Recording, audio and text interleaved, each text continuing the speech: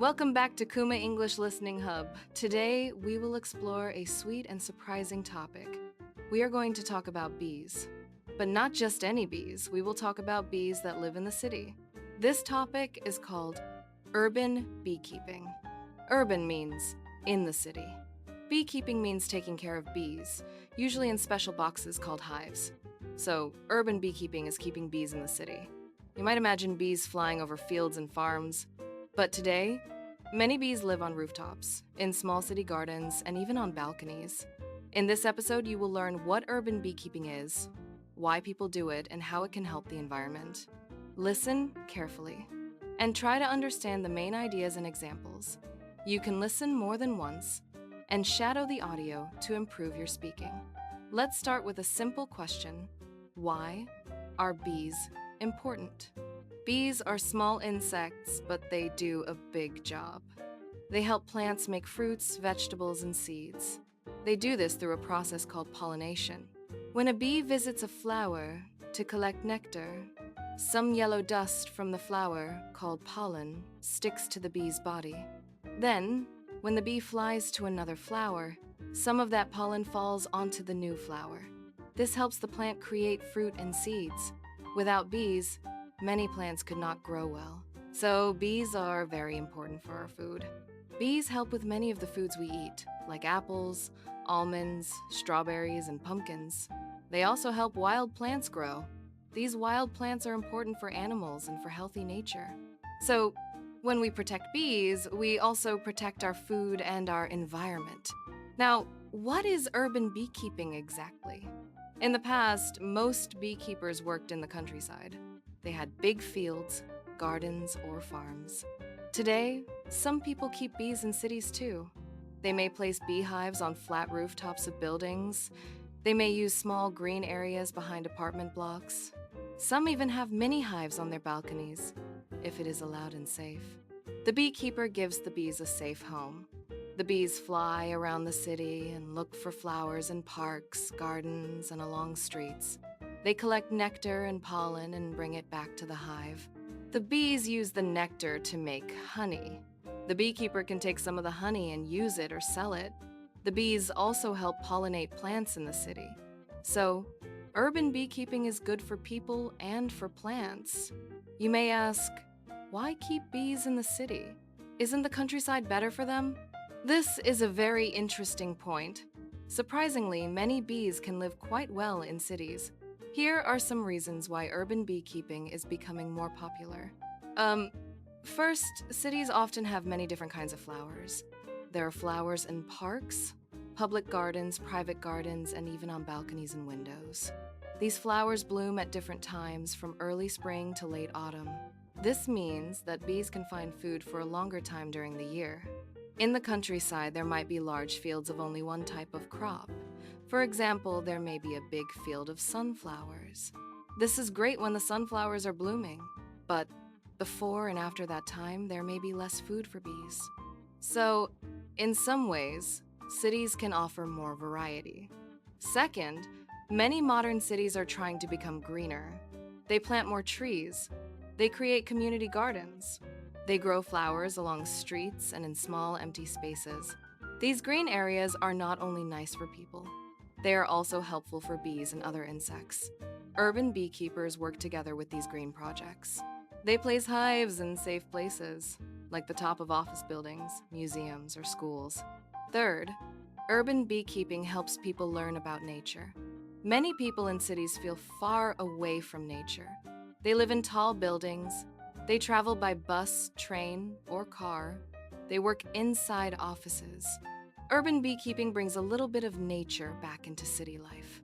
Schools invite beekeepers to talk to children. Children learn how bees live, how they work together, and why we must protect them. Adults also become more interested in where their food comes from. They understand that even a tiny insect has an important job. Another question is city honey safe to eat? Some people worry about this. Cities have traffic, pollution, and dust. Is honey from the city clean? Many studies say that urban honey is usually safe and often quite clean. Bees collect nectar from flowers, not from the dirty street. Plants often filter some pollution from the air. Also, beekeepers must respect rules about food safety. In many countries, honey is tested. Of course, the situation can be different from city to city, but in general, honey from city bees can be just as safe and delicious as honey from the countryside. Now, let's talk about where we can find urban beekeeping. Urban beekeeping is growing in many parts of the world. In some European cities like Paris, London, and Berlin, there are hives on famous buildings. For example, some theaters, hotels, and city halls have hives on the roof. In North America, cities like New York, Toronto, and Vancouver also have active urban beekeeping communities. You can sometimes buy local honey made only a few streets away from your home. In Asia, cities like Tokyo and Hong Kong have projects that put hives on office buildings. Workers can visit the rooftop at lunchtime and see the bees. This can be relaxing and interesting. In some places, companies use urban beekeeping as part of their green image. They want to show that they care about nature and the environment. So they support beekeepers and share honey with their employees or customers. Now, let's look inside a beehive and learn about how bees live. A bee colony has 3 main types of bees. There is one queen bee. Her main job is to lay eggs. She can lay thousands of eggs every day. Then there are many worker bees. Most worker bees are female. They do many jobs. Young worker bees clean the hive and take care of baby bees. Later, they build the honeycomb, which is the structure of small wax cells. They store honey and pollen in these cells. They also protect the hive. Older worker bees go outside to find nectar and pollen. Finally, there are drones. Drones are male bees. Their main job is to mate with a queen. A beehive is a very busy place. Bees communicate with each other. One famous way is the waggle dance. When a bee finds a good place with many flowers, it comes back to the hive and does a special dance. This dance shows the direction and distance to the flowers. In this way, other bees know where to go. Urban beekeepers love to watch this complex and beautiful society. They often say that bees can teach us about teamwork and organization. Urban beekeeping has many benefits, but it also has some challenges.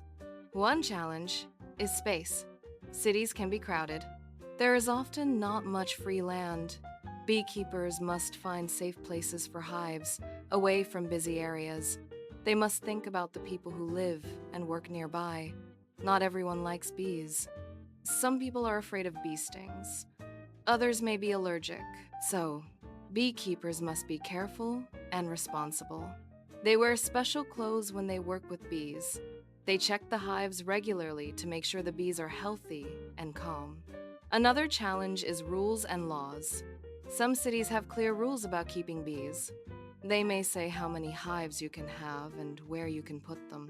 They may ask you to register as a beekeeper. This helps the city control health and safety. In other places, the rules are not clear. This can make it difficult for new beekeepers. Before someone starts urban beekeeping, they should always check the local rules. They should also talk to their neighbors and explain what they plan to do. Good communication can prevent problems. There is also a discussion among scientists and nature lovers. Some people say that urban beekeeping is helpful.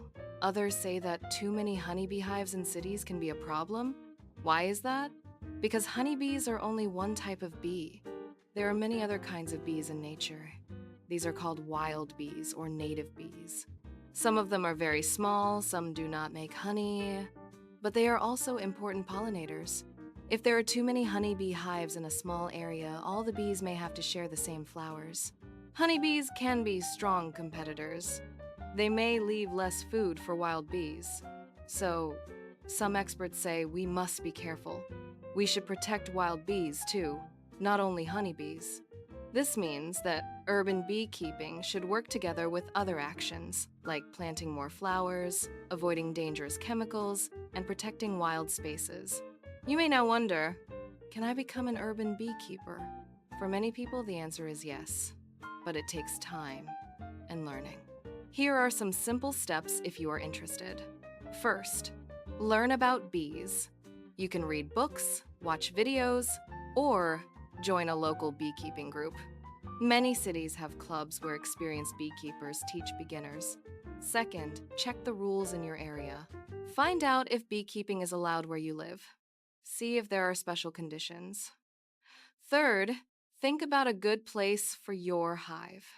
It should be safe for you, your neighbors, and the bees. The bees need access to flowers and clean water. Finally, be ready to invest time.